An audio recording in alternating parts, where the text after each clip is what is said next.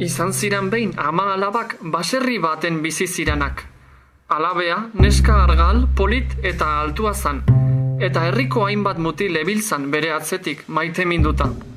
Baina danan artean, mutiko bat zan haren bihotzaren jabe sentitzen zen bakarra.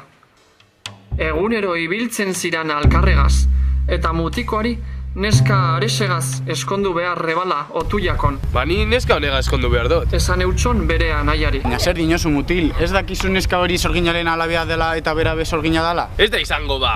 Eta hori dala eta ez dala, etxekoek mutilari ez eutxien izten neska aregaz egoten, eta gitxiago eskontzen. Baina mutilak ez eukan argi olan zanik, eta zera pentsau eban. Bere begiakaz ikusi beharre bala egia ala gezurra etezan. Apofilo joango gara biok amalaben etxera eta goik ikusiko dugu, Holandan. Oazen ba? Esan eutxan anaiari, eta anaia biok erropa zaharrak jantzita inork ez ezagutzeko ama alaben etxean agertu ziran.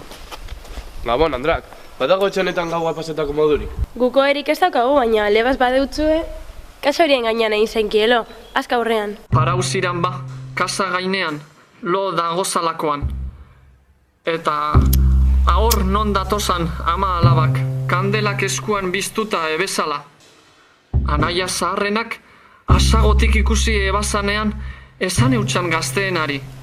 Isil-isilik ikusten gaituenez, kandela negarragaz egingo duzkue aprobea, ia benetan loga gozan. Kandela negarregaz eta guzti egin behar dugu. Gu mugidu be ezin gara egin, loga gozan plantak egin behar dugu, konforme? Eta joan ziran ama alabak, eta anaiak urrumadaka egozala ikusi eben. Esan leikelo dagozala.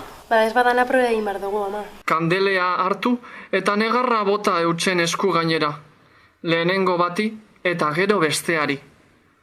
Mobidu be ez ziran egin, baina badaezpadan berriro bota eutxen beste areantxu, guzurretan ebiltzalakoan edo.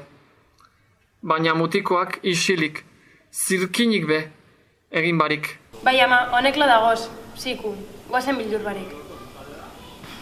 Ama eta alabea baserriko eskaileretatik joan ziran beheko sua egoan lekurantz.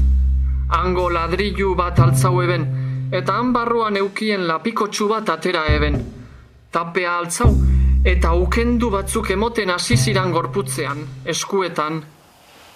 Alkazia zurien gainetik eta der guztien azpitik. Eta arra, desagertu ziren. Eta batek jakin nora joan ziran ama alabak. Atoan altzau ziran mutiok, guztiz ikaratuta. Baina alanda guztiz be, sorginen atzetik joateko asmoa eukien. Beko zuan egoan lapikoa hartu, eta igurdi egin eben ukendua gorputzetik, sorginek moduan. Alkazia zurien azpitik eta odei guztien gainetik. Eta tximiniatik urten eben, dida baten, sorginak nora joan ziran ikusiko ebelakoan. Baina sorginen berbak aldrebez esan ebezan konturatu barik, eta sasi artean agertu ziran, gorputz guztia urratu eginda.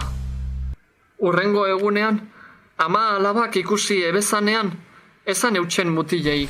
Baina zer pasau jatzue ba? Ez ebez, kasan joan gara eta herbi baten atzetik ibili garen ez sasi batzuen artean galdu gara eta urratu egin dugu gorputza urten gurean. Gezurra esan eutxien, sorginak zirala baekiela esaten baeutxien, zigortu egingo ebezan eta bada espada isilik.